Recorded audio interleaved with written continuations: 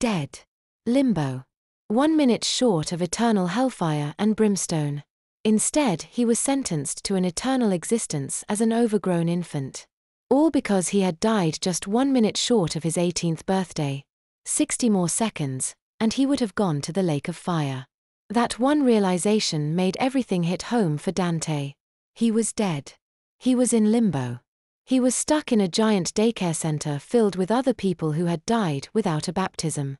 And the only options presented him were to either go insane and become a drooling idiot, or go with the flow and accept the treatment. Fear welled up inside of Dante. He fell over onto his side and curled up in the fetal position. He stared straight ahead at the mesh walls of his new prison. "Dante," Lisa said. "Dante? You there, kid?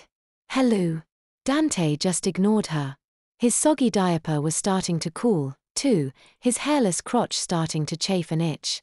He ignored that too. "Criminy, kid, don't do this now. You just got here. Snap out of it, already. Fuck her. Stupid blonde-headed dead bitch." He had problems of his own. Apparently, finding out that he had had a near-hell experience was a more traumatizing experience than an actual death experience. A big baby experience didn't even compare. Mrs. Applegate had remarked once that no one dies an atheist. Even atheists feared hell on some level. It was better to rot in the ground than to be tortured till the end of time. He would have gone to hell if he had died 1 minute later. It just wouldn't get out of his head. It wasn't fair. He had been a pretty good kid all his life. Not great, but pretty good. He got mostly A's in school. He had never hit anyone, save in self-defense, and generally listened to his parents. But all because his parents decided not to have some old child molester drip water on his forehead when he was a baby, he was now stuck as a baby forever. That wasn't right. That wasn't fair.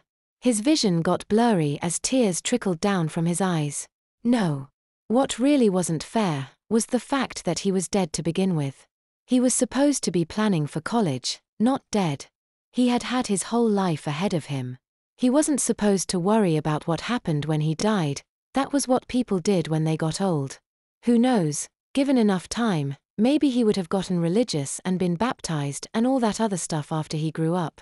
But now he was never going to grow up, in any sense of the word. Dante murmured something under his breath. "What was that, kid?" Lisa asked, leaning in closer to him. "I said why didn't they leave my shoes on?" Dante roared. Lisa fell back and started shimmying away as Dante screamed at the top of his lungs. He could feel his face turning red and snot start pouring out his nose, but he didn't care. Fear had given way to anger. The feeling of the hot tears streaming down his face only increased his anger. He was transmuting his embarrassment into rage.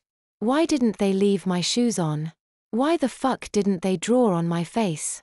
If they had been playing a joke on me when it happened, I wouldn't have died." Why, gasp. Didn't. Gasp. They, gasp, draw, gasp, gasp, my farce? Dante was lost to words at this point. He didn't have any left. He started punching the floor of the playpen as hard as he could, right in the middle of it. He kept striking and striking. He wouldn't stop until he had either punched a hole in the floor or until his knuckles broke.